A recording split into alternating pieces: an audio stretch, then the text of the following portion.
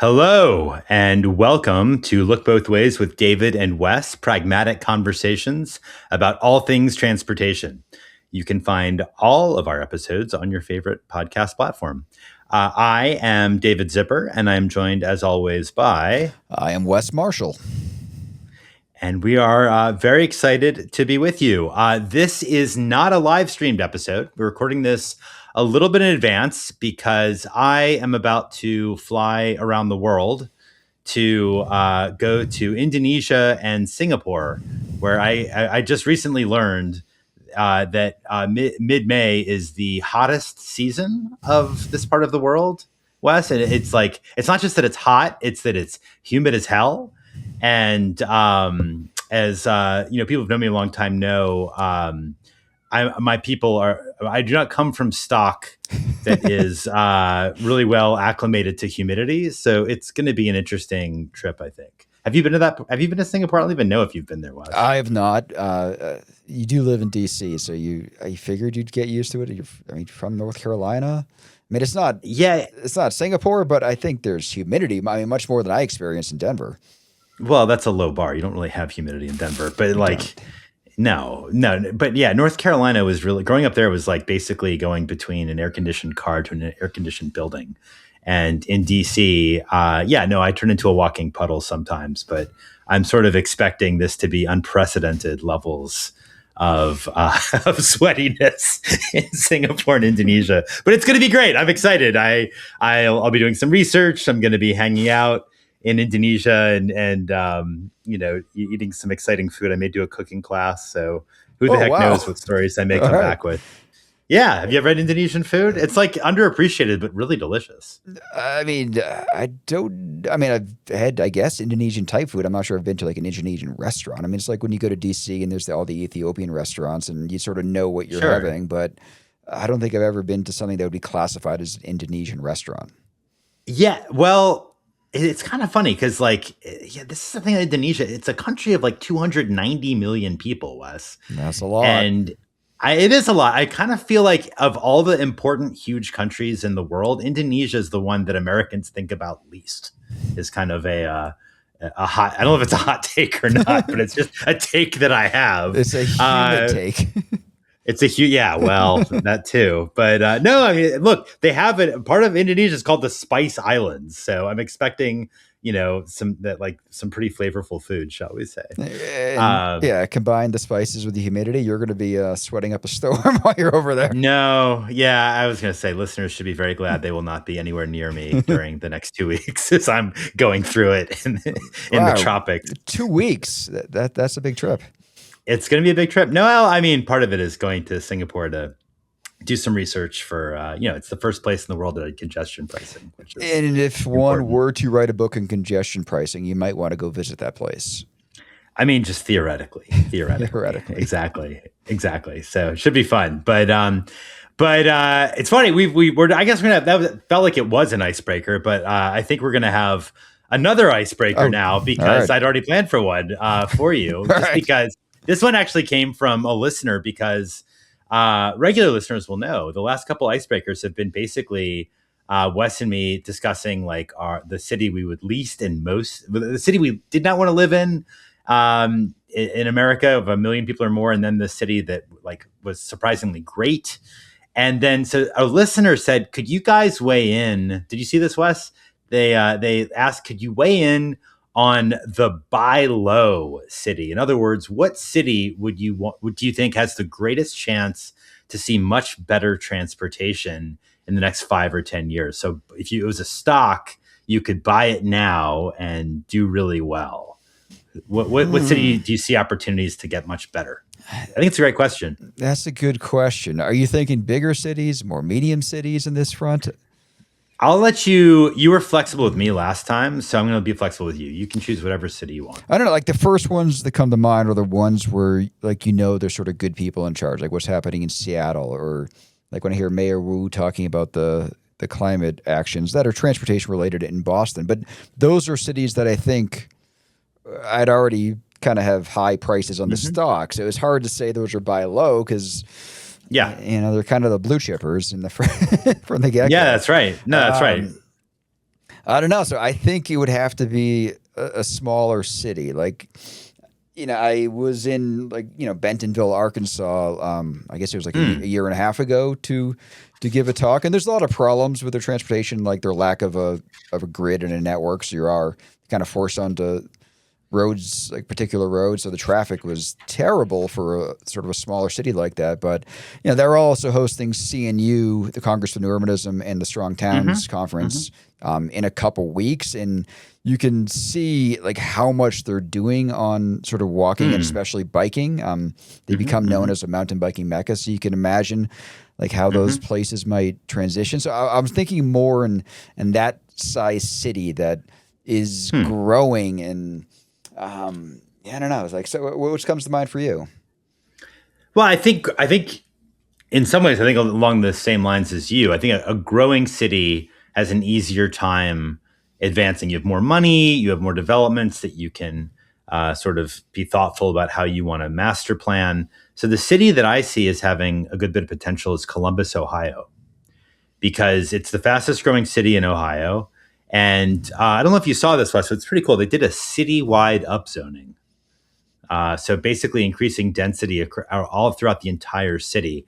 And when you do that, I mean, we've talked about this on the podcast before. I've written about it. When you increase the density of housing and construction, you basically enable all kinds of good things to happen with transportation, because transit service suddenly is going to have an easier time, having buses or even trains fill up. It's easier to have, you have more short trips, so that bikes and scooters become more feasible as transportation options. So I don't have any inside information that Columbus is poised to become an incredible transportation city, but if they really do go through with really like a citywide upzoning and density increasing all throughout the entire city as it's growing, to me, that's the kind of environment where you could see some good things happen. I don't disagree, and I think there are a lot of like cities in that same kind of genre, especially like Rust Belt cities. Like I remember when I think it was Ithaca, New York. Their mayor was like a 25-year-old kid that was, he took the mayor's parking spot and he turned that parking spot into a parklet where we could meet with constituents. Like, cities like that size that have a lot of opportunity. And it's hard. I'm not sure Ithaca and Columbus are the same size. No, of course not. But it's like those smaller cities where you can, I don't know, there's room to do something. I mean, I don't know. Like, there's so many cities have shot themselves in the foot in the past, and they need to kind of get over the hump. But you typically need someone, and that's where I started this. Like looking at the cities that sort of had someone in charge that was willing to take that leap. And on the medium, smaller city side, I'm not sure offhand who that is that's out there that is doing that. But it's a great question. No, I thought it was a fun question posed by listeners, so thank you for that. We always love getting all kinds of questions and comments from listeners. We get a lot and we read them all, so please keep them coming. But one thing I should mention too, like this is actually going to be a bit of a themed episode, which we don't always do, but we want to talk about the car industry. There's just a lot happening as we record this in early May and in the auto industry, and it felt like this was a good time to choose several topics that all relate to the car industry. So as we move into the heart of the episode, we're going to be talking about cars a lot. And we usually begin with Word on the Street, which is the segment where we talk about an item in the news. And for Word on the Street, for this episode, we want to talk about the cheap, inexpensive Chinese cars, especially electric vehicles, which seem to be upending the U.S. car industry. And there was a really interesting article in the Wall Street Journal about this, which we'll share in the show notes.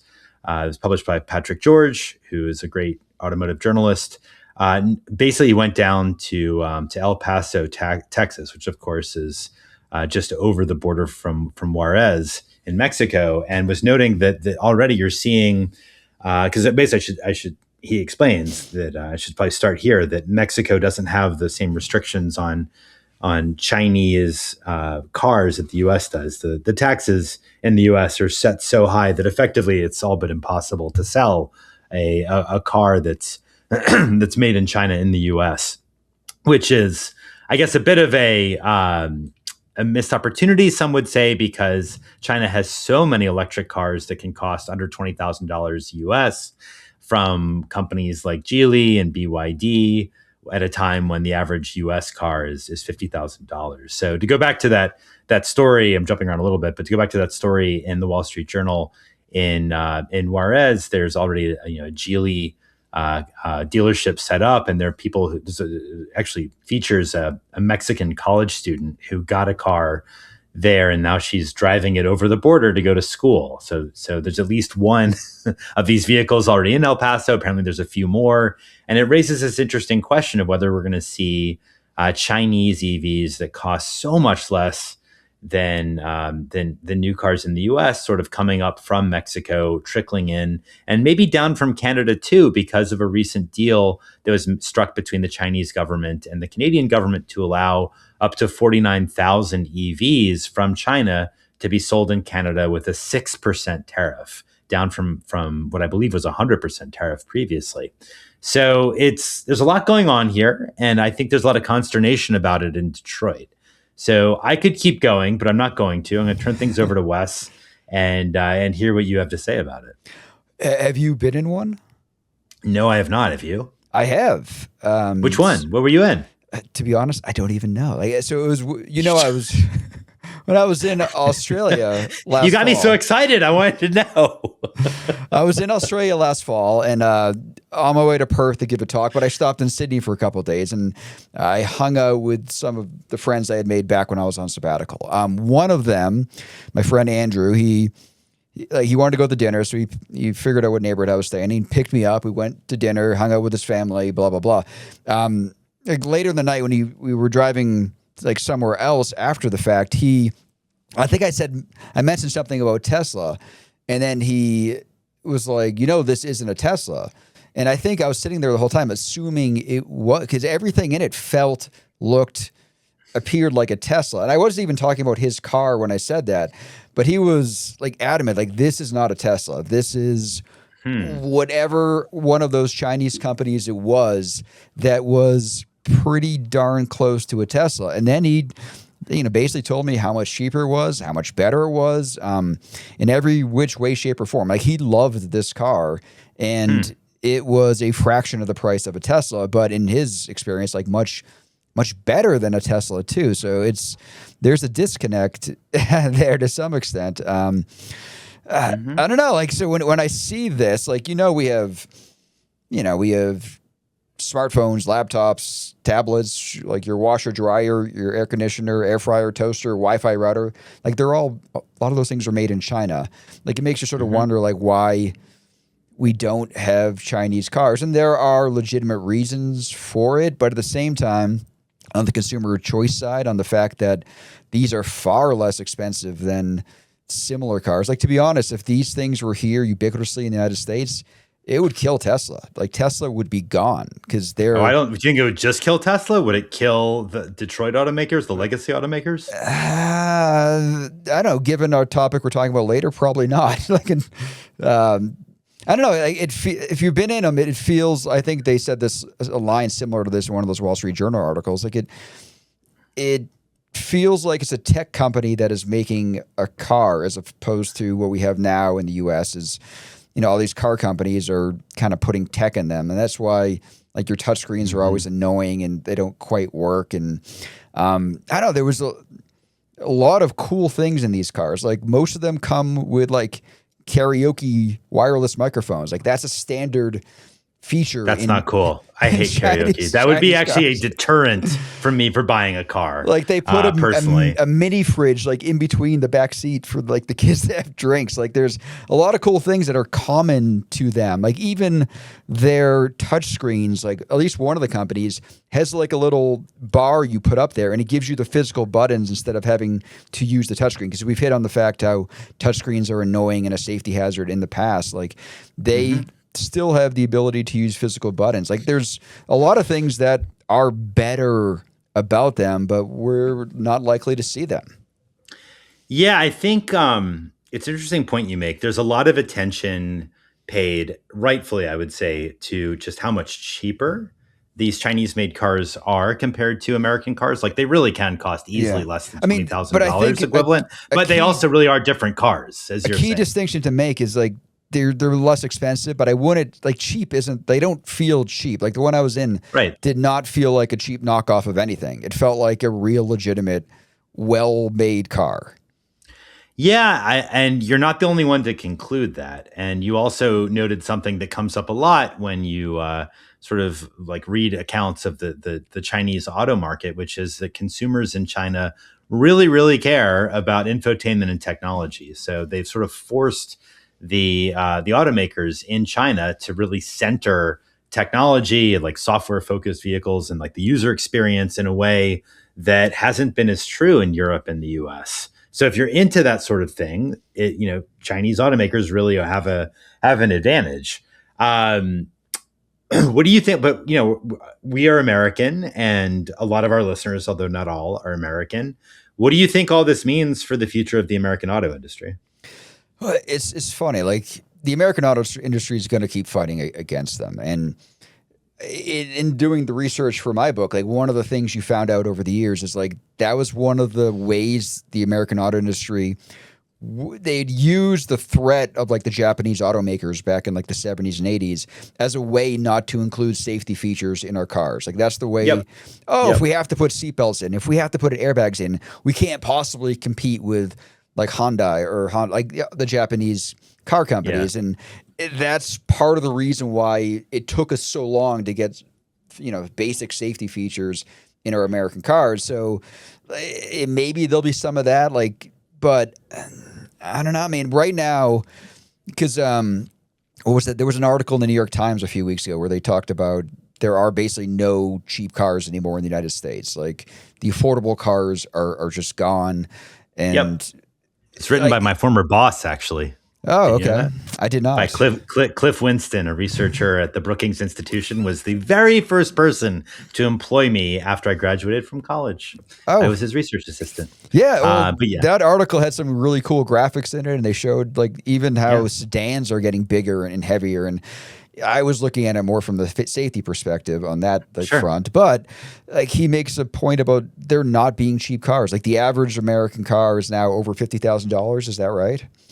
It's right at $50,000. Right at $50,000, right? The average new U.S. car, yeah. So I think Americans would definitely be willing to buy these were they out there. And I don't know, like we're Americans, like we, capitalism, like our American auto manufacturers should be able to adapt or die. Like that is what kind of live on that hill. Like we might have to die on that hill. Yeah, I mean, you brought up a interesting and I think appropriate historical parallel, which is to the 1970s when Nissan and Honda and the Japanese automakers were just beating the living hell out of American automakers. And what kind of really screwed the U.S.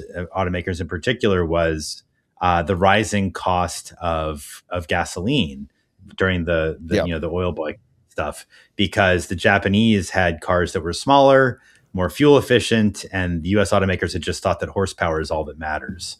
And turns out actually when consumers shift towards smaller cars that are more fuel efficient, the Japanese had a massive advantage, and frankly, the American automakers were caught with their pants down. There's actually I'm going to literally reach behind me as we speak. If you're watching on video, this is real live action stuff. I did not know I was going to do this, but I'm now holding a book by David Halberstam, a great writer, called Reckoning. Have you read this, Wes? Do you know about this? But I love him as a writer. He writes a lot of sports books too that I've. Yeah, of course. You and the sports ball. It always comes back to that with you. But Halberstam tragically died, I think, in a car crash, if I'm not mistaken. He did.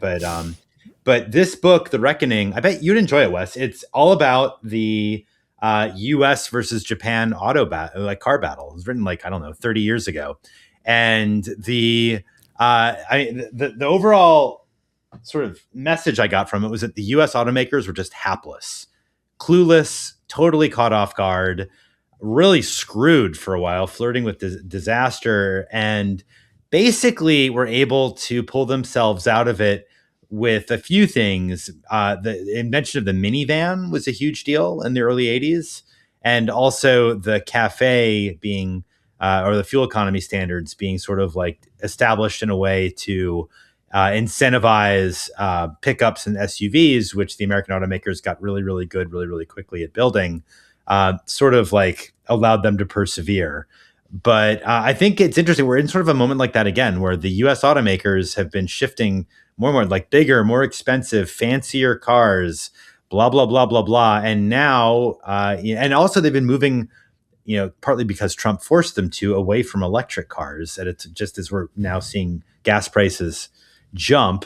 And the idea of an inexpensive Chinese EV has got to be really enticing to a lot of people, and the automakers in the US, I think, I actually don't like. I've had this conversation with a few people recently, and there was some argument about it. Some people saying, "Oh, the U.S. will never allow the Chinese to really get going because we're going to erect trade barriers, what have you." I don't actually agree with that. I think that the Chinese threat is existential, and you cannot put impermeable walls up around this country.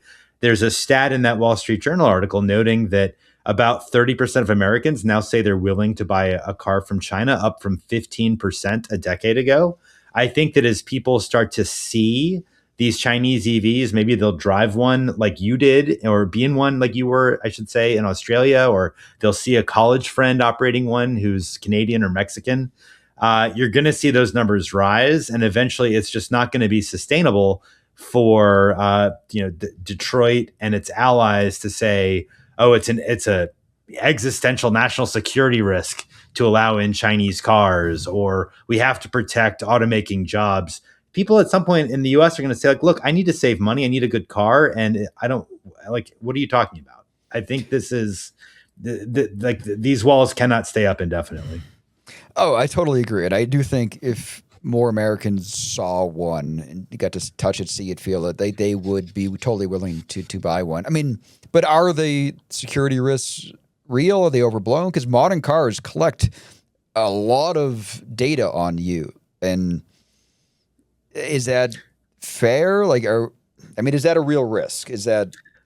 Yeah, I mean, if you listen to the senator, was it Senator Slotkin from Michigan? It's a national travesty if we allow that, and we're all gonna like have bricked cars that turn against us or something. I'm not convinced of that. I feel like there's a lot of other ways to screw with America. Like if you start learning about like our energy grid, for example, which is so fragmented and so easy to hack, I'm not sure that this is necessarily the greatest point of vulnerability for the Chinese. I don't know, but it's not an area that I claim to have particular expertise in. Let's just say that when you have senators from Michigan being the standard bearer saying it is an urgent national security risk to keep out Chinese cars, I'm a little bit skeptical. I mean, like I said at the beginning, I mean, everything you have in modern houses is often made in China. So, and TikTok, like that was the other thing that was happening over the last year or so. Like that they're getting all our kids' data from TikTok. We can't have a Chinese company running that. We need to switch it to an American company. Cars would, in theory, be somewhat similar. So like, maybe there is some real stuff there. At the same time, I don't think a lot of people would care because of how much they're spending on cars these days and getting something. Yeah. And, a lot of these cars I was looking at have much better electric range than US versions. They are hybrids that can go like 800 miles on one tank of gas. Like, there's some functionality, and I think people will adapt. And I would assume the car industry or Americans thought the same thing in the 70s and 80s, that, Americans won't want to buy Japanese cars. Like, don't worry about that. But then when they saw them, they're like, these are fine. Let's use these. And now they're ubiquitous. I can't believe you're, oh my God, Wes, am I going to have to mention a Back to the Future joke to you, or Back to the Future reference? What's your reference? Do you not remember when like Doc is that like there's some sort of piece of machinery? Is it the car or piece of machinery that breaks? He's like, well, of course. Doc says, well, of course it broke. It's made in Japan. Yeah, and Marty's like, everything is. And yeah, exactly, because the Japanese, Japan in 1985 was China today. You know what I mean? Marty just actually getting says, like, better fast. All the good stuff is, and Doc is flummoxed by that response. And all the good stuff is made in Japan. Yeah. No, I mean. So first of all, I'm shocked and a little bit disappointed that you didn't actually bring that up yourself, and I had to do it. It was not a car reference, though. It was. They weren't talking about the DeLorean. They're talking about like the camera or something. Well, this is your chance now to mention, my favorite mid '80s movie, which is Karate Kid, which of course centers Japan in a big way. Although not actually, sort of the auto industry too, because Mr. Miyagi is collecting all those cars. Yeah, they do go to Okinawa in Karate Kid Part 2. They do go to Okinawa in an underappreciated film. I liked Karate Kid too. I think the whole Karate Kid. I just rewatched it on a flight. I'm like, you know what, this holds up. You watched Karate Kid 2 on the flight? No, I watched. I rewatched Karate Kid 1. Like, okay. I physically am incapable of watching that movie, like the final fight scene, and not basically being on total tenterhooks and feeling my blood pressure rise. It's just so exciting. Put him in a body bag. I'm telling you, like, great moments in cinema, you cannot have a better fight scene than the ending of Karate Kid. And Johnny's not the villain. You remember Johnny actually grabs the trophy to give it to Daniel. It's like, good fight, man, good fight. It's the sensei who's truly evil. Why are we talking about this? We've gotten way off topic. I'm going to try to bring us back. Anyway, China, Japan, it's a threat. So, although interestingly, in a serious note, the Japanese automakers, which of course are behemoths, are very much threatened by what's happening with the Chinese automakers, because the Chinese are taking market share in places like Thailand and other Asian countries that are growing rapidly. This is really a global fight. The European automakers are terrified. It's a huge fight going on over there. So this is not just an American situation. I think the fear, though, in this country, in the US, is unlike in Europe, there is a real risk and a fear that, we used to have the global automaking companies, Ford, GM, Chrysler, what have you, like especially Ford was just like a worldwide monster. And it seems like we're at risk of just basically putting up walls, and these companies will just be selling domestically until they can't even pull that off. And then we've lost one of our sort of keystone industries. I think that's the deep-seated fear. I mean, that is probably going to happen. It's going to start to happen before these car companies from China get into the United States. Like, we're going to have a much harder time selling U.S. cars to other markets. It already has, Wes. Have you seen the numbers? Like the share of exports are just falling, and Ford, GM are just exiting international markets one after the other. It's quite sad. And to be honest, I think that the protectionism that both parties embrace right now gives Detroit a window of time to figure out how to compete, but it is just a window, in my view. Like if they don't figure this out in the next couple of years, they could be toast. Totally agree. Yeah. All right. Well, on that really happy note, let's continue with our theme of the car industry and move on to Roundabout. This is where Wes and I pick a topic of some kind that we just think is worth talking about. And we've got a couple picked out for you that, again, relate to the car industry. So, Wes, why don't you kick us off?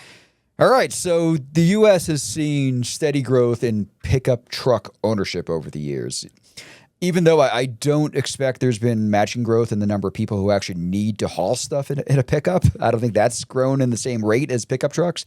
And that gap, to me, is a little bit interesting, because it suggests that people aren't just buying these vehicles for what they need to do in their day-to-day life. They're buying them for what these vehicles say about themselves. So, what? Are you implying that not everyone who has a giant truck actually needs to haul things every day? Come on. No way. Seriously? It's possible.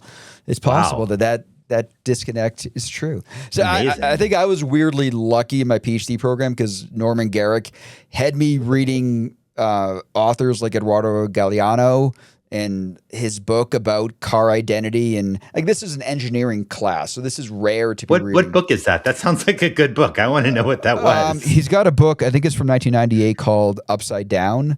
And in that book, he had a chapter called The Sacred Car that I read way back then. But then I actually found like my folder on an old hard drive, external hard drive that had that article in it. And I read it again today, and it is all about cars and identity. I don't know. So because of being introduced to it way back when, it's always been something fascinating to me, like the connection between our vehicles and our identity, status, like masculinity, like all of that. And like the masculinity thing is funny because more and more women are opting for pickup trucks as well. So what's going on? Like when the most popular vehicles are ones that most owners barely even use for their intended purpose. Like it's an interesting question to think about and talk about. Yeah, I think, I was actually having a conversation about this with Peter Norton, friend of the podcast, historian at University of Virginia. I think we've mentioned him before. And Peter was referencing Charles, I believe it's Charles Kettering. You know him, the sort of mastermind of General Motors back in the 20s and 30s, who really came up with the idea of not just like Henry Ford's approach of selling a car that people need and getting out of the way, but you basically leave the consumer always aspirational. Like you have a whole model of cars where they're always trying to get the next model up and graduate to the next more expensive, much more luxurious ride. And I think that was sort of the beginning of an understanding of something that is so fundamental to at least how Americans approach the automobile. Maybe I think there's some of this in lots of other countries too, but it's deep in America.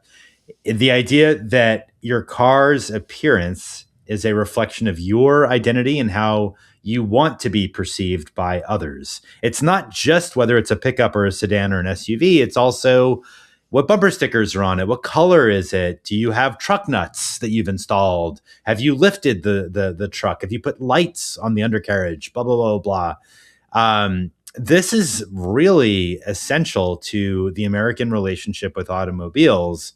And I think the automakers are very savvy with this. I've researched this before. And it's really interesting if you go back and look at like the late 80s and early 90s and TV ads of that time. And that's when you really saw this shift away from sedans toward SUVs and pickups. Back in the 70s, SUVs and pickups were 20%, if that, of the total automotive market. Now they're over 80%. And the shift really took off in the 80s and 90s. And you see these ads where it's like a family going off to go camping. They're not in a station wagon, which was very popular then. They're in an SUV. And there's a guy going on a date with a really attractive woman, and he shows up not in a sedan, but in a pickup truck to impress the girl. Like this is sort of how you create these kinds of psychological connections that have nothing to do with the actual utility benefit of the vehicle, but can lead to more expensive, say, I guess, higher sale prices, if you will. Yeah, I mean, there's nothing more American than SUV commercials and beer commercials. Like every Super Bowl, like that's pretty much what you get. And every, now and again, you might get some crypto commercials mixed in on a certain year. But it's fundamentally over decades, it's been car commercials and beer commercials. And the American dream, I mean, it's not just the white picket fence. It's a driveway with two cars in it. Not even two cars, two SUVs or two pickups like that. And due to the housing affordability crisis, like the car, even though we talked about how expensive they are, it's easier to obtain than a house in a lot of cases. So that's often where people want to start. Yeah. Yeah. I mean, I think that's right. And I think it does beg the question of like, as cars get so expensive now, if you're going to see some sort of a pivot back toward affordability and people being like, you know what, I just want a car to get from A to B. Frankly, that's how my wife and I are. Like we don't want a fancy car. We agreed we wanted something that was reliable and easy. You're smirking. Why? I'm curious. You're not surprised? If I think a lot of people, there is a car that they see as their identity. Like, do you have one? Is there a certain car that like this is? No. I don't know. Like, I don't care. I really don't care. Do you?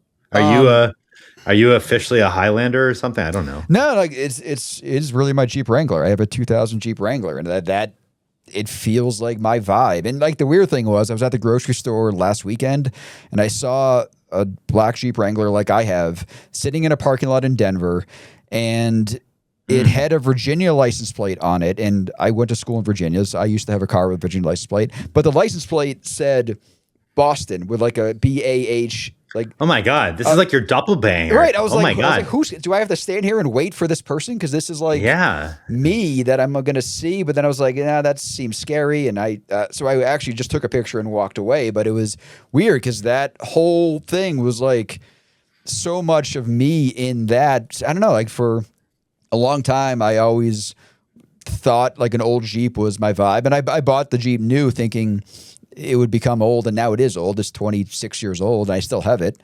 The same Jeep, but that, in some way, shape, or form, I think cars give people their identity or vice versa. No, I mean it's pretty clear that they do. And if I could, actually, it's funny. I was just in Florida giving a talk at a conference for the tolling industry of all things, and I actually made I noted that this sort of identitarian, if that's the right word, aspect of car ownership has a huge implication for the future of autonomous vehicles, I think, because, we're all focused on robotaxis right now. We talk about AVs, but a robotaxi can't provide any of these sorts of identity benefits, right? Like you're just summoning the car and it comes as part of a fleet. It's the same car, the same color as every other one. You're not getting anything personalized from it. And I think that, there's surveys showing that given the choice, most people would prefer to own their own AV rather than rent it. And I think part of that is the convenience factor of having your own car rather than having to hail one. But part of it is the fact that you can personalize an AV once you own it. You can add stickers and do weird stuff to the outside of it. And maybe you get a different model than the one that Waymo is using across its fleet. So it's one of the major reasons, this whole identity element is one of the major reasons why I think unless there's a regulatory intervention, we're going to end up with a world of personally owned AVs rather than hailed ones. Oh, yeah. Whenever I give sort of my talk on AVs, the future of that, and a lot of the benefits and advantages of autonomy come when every car on the road is autonomous. Like you don't get half of them when it's like one human driver or like mixed in. So it's not that easy. Like, yes, there might be autonomous cars now, but to get to a fully autonomous system, like we're so far away from that, in part because of the issues we're talking about now, the identity, like the car culture. Like there's a reason there's like 10 or 11 Fast and the Furious movies. Like it's because that kind of culture is embedded into a lot of people's lives. And I actually think we could take it a step further than we did before. Like cars don't just give people their identity. You actually don't have an identity like without a driver's license. Like my mother's in this situation now. Her driver's license expired a few years ago. She's not driving anymore. She can't prove who she is because she doesn't have a driver's license. Like we need to go get her Colorado, just whatever it is, an ID card. But it's tricky. Like you don't even have an identity like without a driver's license. Yeah, I think I've got a story coming out about this soon. I really think that step on his toes. This right has now. huge, yeah, right. It has huge implications for the future of autonomous driving. Like we're not going to, as Americans at least, we're not going to be comfortable as a society, I think, in a world where we don't have our own cars. And that is, frankly, I think for those who care about the future of cities and are concerned about a spike in total vehicle miles traveled, it's a real issue when you think about how much additional driving that could happen once people own their own cars or own their own AVs, excuse me. And I think people will want to. Like there are people like, they always keep their golf clubs in the back or their kids' soccer equipment or whatever it is. Yep. Like it's in their car all the time. Like, or a car seat, a child's car seat. Oh, totally. Yeah. Like, and to have to figure that out every time you get into like a Waymo, like it just doesn't work. Like, and there are people who don't want that at all and will, be holding tight to their own steering wheel, like the gun debate. Like, we're going to pull this steering wheel out of my cold dead hands. Yeah, no, I think that's right. This identity element of the car is something that I don't think we think about as much as we should, and I think it's hugely important. And for all the reasons we're talking about here, I think this whole idea, it's funny. It's still like this utopian dream of some urbanists I know of like shared cars and shared AVs and the new I just heard this from someone the other day that the new generation, Gen Alpha is all into sharing everything. I'm like, frankly, BS. Like ultimately, they're going to want to own the car. That's just how it goes. Oh, when you don't have much stuff, it doesn't matter. You can share everything. But as they accumulate more stuff and they get, or as they have kids, maybe as they like have kids, like yeah, right. Totally. No, I think we're on the same page. We got to find more stuff to argue about. We're agreeing too much in this episode. But I do think, yeah, you should read that chapter in Eduardo Galeano's book. It's a good one. And as I read it, is this a chapter? Wait, I'm sorry. Is this did he write the whole book, or is this he like wrote the whole book? But there essays? is one chapter about cars. Like the book itself is about a lot of things beyond cars, but there's one chapter in there. I didn't reread the whole book today, but that one chapter about sacred cars, like there are quotes in that chapter that I totally remember. That's cool. Yeah, I should check it out. Like it was probably 18, 19 years ago when I was doing that in class, and it brought back some good memories. Yeah, I should check it out. That sounds great. All right, now it's time for my roundabout topic. All right, the car industry, and I figured I'd talk about something I was thinking about because I just got interviewed for a story about it, so it's top of mind. It was an article in the LA Times where I was asked to opine on Also, which is what I find a really annoying name of a company. It's like Rivian's spin out for micromobility vehicles. But even when you said it in that sentence, like when you I knew it was called Also, but if someone that didn't, they'd be like, wait, why did David just throw that like preposition? Like what's happening? Yeah, it's fair. Look, I mean, I was like, I was joking with someone like, I'd rather that Rivian called instead of Also for the micromobility unit. Why not call it Instead of? Like, you know what I mean? Like, it's not that you can have an e-bike as well as a car. What if you have it instead of a car? But I get what they're going for. They're trying to create sort of like an ecosystem of electric vehicles that include, of course, their cars that cost a whole lot more than micromobility vehicles. So Also is this spin out that is basically going to be selling e-bikes that cost a lot of money by e-bike standards, $3,500 or $4,500. They are can take over-the-air updates. They can bike by wire without a chain or derailleur. I don't really understand what exactly that means. Maybe Wes, you have a good sense of it. Bike by wire, is this a real thing?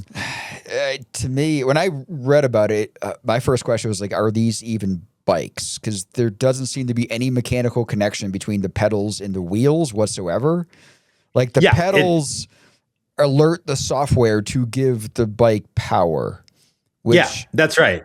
Isn't a bike, right? What is it? I don't know. No, I don't know. But just to give the lay of the land really quick too. So we got these expensive e-bikes that can take over the air updates. I'm sorry. I'm trying to say this with a straight face, but it's hard sometimes. And then also they're selling delivery robots that will operate in bike lanes, which strikes me as a conflict of interest because I don't know any cyclists who are happy to have automatic or autonomous robots in the bike lane. And what I will say to Rivian's credit is that at least they're doing something in micromobility. There was a time like 6 years ago when it was kind of cool for the Detroit legacy automakers to do something in micromobility. Like Ford acquired Spin, a shared scooter company, and General Motors for a while was building its own e-bike called Arrive without the E, or Arrive, I don't know. And now that was killed off. So now you've got Rivian's fancy e-bikes, and the LA Times asked for me to what I thought about it, and I think I said on the record, if I'm not mistaken, that I've never met anyone who cycles and said, God, what I really want in my bike is over-the-air updates.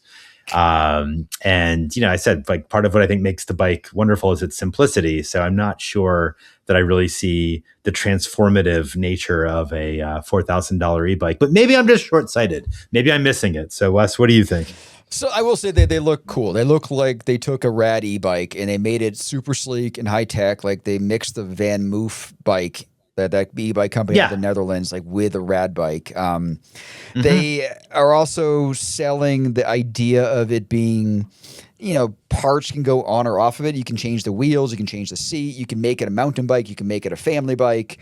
And as someone who spent last weekend cleaning out their garage, and the biggest problem in my garage is how many bikes that are in there. Like it's hard to do anything else because like I have a mountain bike and I have a e-bike and I have my commuter bike.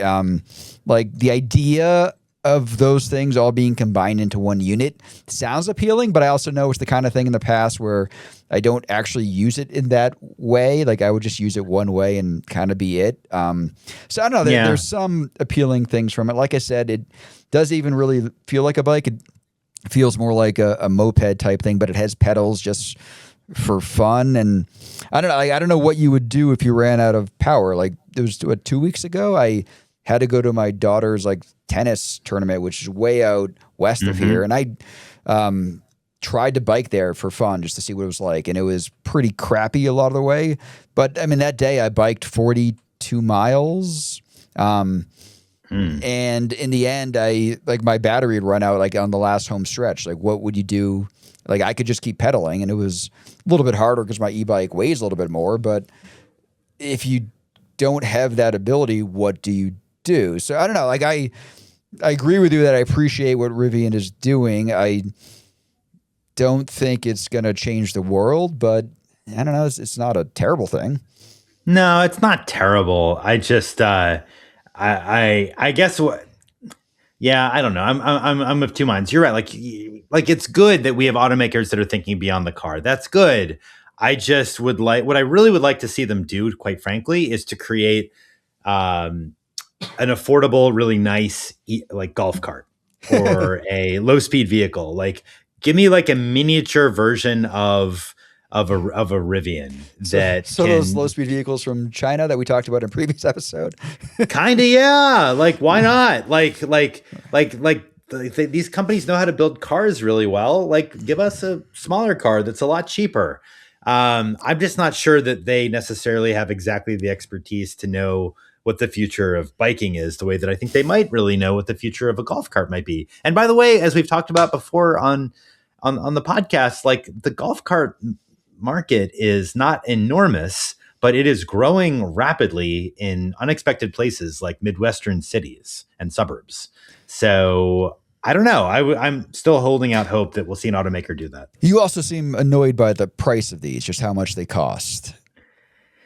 Yeah, I mean, look, we all know that a $4,000 e-bike is still 1/12 the price of the average new car in America. So sure, it's a deal in that way. But if we really want to make biking a more popular, widespread mode, we need affordability. And I think that there already are e-bikes on the market that cost a third as much as this, that are decent quality. What I think we could use more. I'm sorry, you want to jump in? Even less. Like my wife's e-bike, I think we got for like $500, and it was pretty good. Is it pretty good? It's better than I expected. It was till it was stolen, but that's another story. I'm sorry to hear that. Which, by the way, is another whole issue. If you're buying a $4,000 e-bike, one of the problems is we don't have that many secure places to store it in America if you're using it for transportation. A topic for a future episode as well. Like in my neighborhood, a lot of people have like the urban arrows. Like that's in part because the bike shop girl was all about family biking. She was in our neighborhood, and a lot of people got on board. So those are $7,000 to like $11,000. Like those. Well, that's actually where I was going to go. Is to say like what I'd love to see somebody do is to create a really high quality cargo bike for families that can cost less. I think these things usually cost. I haven't checked for a little while, but like $4,000 or $5,000 easy.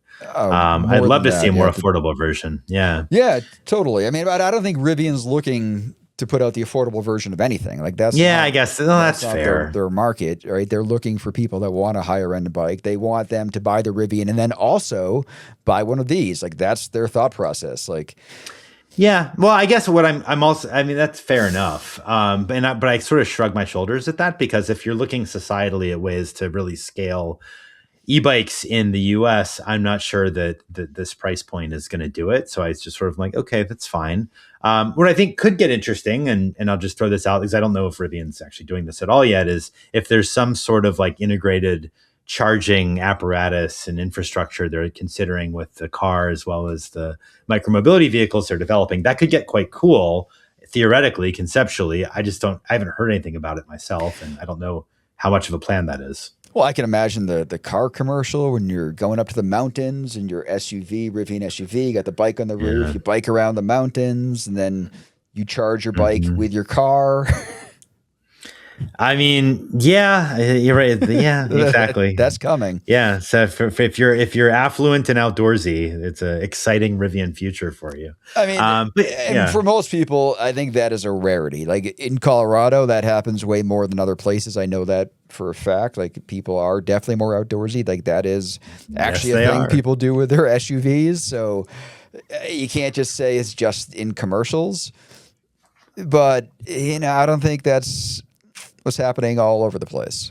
Yeah, it's fine. I guess, I don't know. I feel like I'm being more of a downer on Rivians also than I should be. But I guess I'd like to see more thoughtful, creative engagement around micromobility or alternative forms of mobility from the automakers. Because 6 or 7 years ago, they were all calling themselves mobility companies, and then they gave up on that Yep. and changed. And I'd love to see that come back in a more thoughtful way.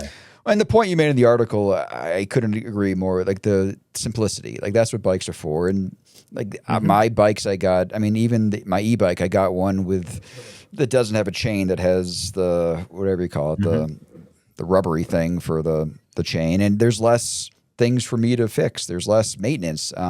My commuter bike only has one speed. There's no derailleur. So simple. And like my Jeep Wrangler has roll windows. Those don't break. I've had cars like since then that my wife's had, and like the electric window breaks, like things like that. The simpler you make it, and that's what I want on my bike. So I'm probably not the market for this kind of bike. At the same time, I don't know, more bikes out there is good, and more bikes by, I don't know, maybe companies you can trust in making a solid bike. It's probably better than, some of those ones people are buying on weird websites that, Well, that's definitely true. We need to, that's another topic. We need to have some constraints on the dangerous stuff being imported. It's a huge issue. But I don't know. I think maybe the last point I'll make is when people think in the US, think about like a biking mecca, they often think about the Netherlands and Amsterdam for a good reason. And if you've been to Amsterdam or a Dutch city, what's particularly striking is that this is a pretty affluent country, right? And the bikes that they're biking around in are crap. So many people are biking around in these beat up, whatever, pieces of junk two-wheelers.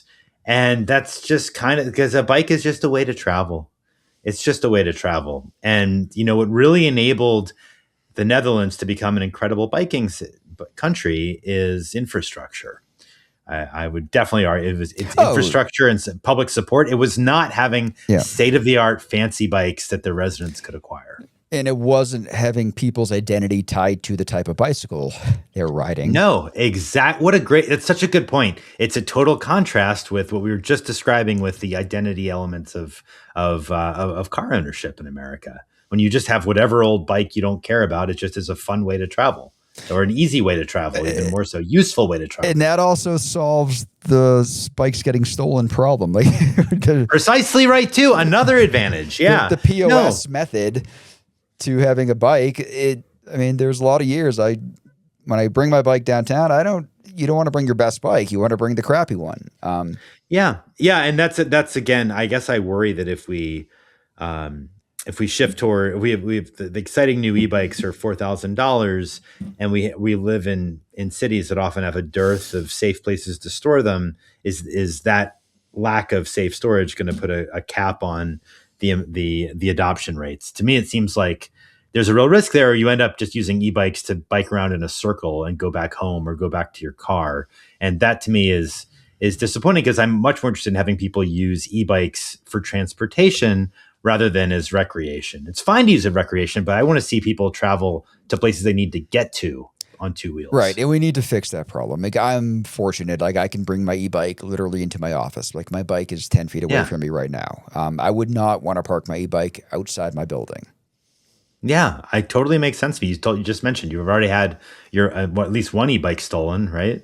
I've had two of my bikes stolen, and they were nowhere near worth $4,000. I'll say that much. Oh yeah, and it's funny stories I have from even like the insurance companies. Like one was stolen from our garage, and you would think insurance would cover it, but at least with our insurance, the rule was the bike can't go faster than 50 miles an hour with the power, which is no e-bike ever. Like so, they're basically saying they don't cover e-bikes at all. So it was interesting to find that out. So you have to get a separate insurance for most e-bikes in order to have them insured as part of your homeowners.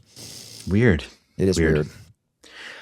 All right. I think we are nearing the end of yet another episode. So it is time for Rail Drinks, which is the part of the episode where we do a toast because we are recording this at a happy hour time, at least here on the East Coast where I am. What are you drinking this evening? So it snowed, 9 inches here in Denver today. So I was thinking beachy. I went the opposite direction. I got a Pacifico. Look at you. That's nice. Yeah. It reminds me of spring break circa 1990s. I'm feeling like a little more bougie today, so I'm having a little glass of Pinot Noir just because I want to be that guy, and that's who I'm going to be. So cheers. That's your identity tied up in your drink.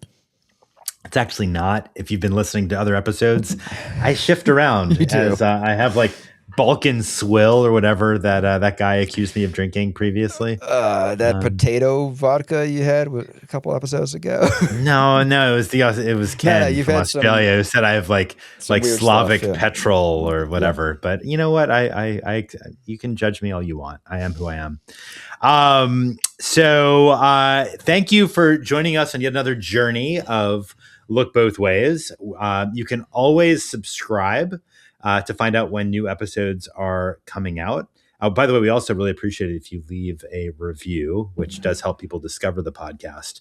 And our next episode is going to be back to being a live stream. You can feel free to join us on May 26th at 6 p.m. Eastern. We'd love to have you there. But in the meantime, we have over 20 episodes now available at our website, lookbothwayspodcast.com. And you can also send Wes and me messages there. We'd love to hear from you. Wes, do you have any final words of insight? Nope. Thanks for listening. See you next time. See you next time.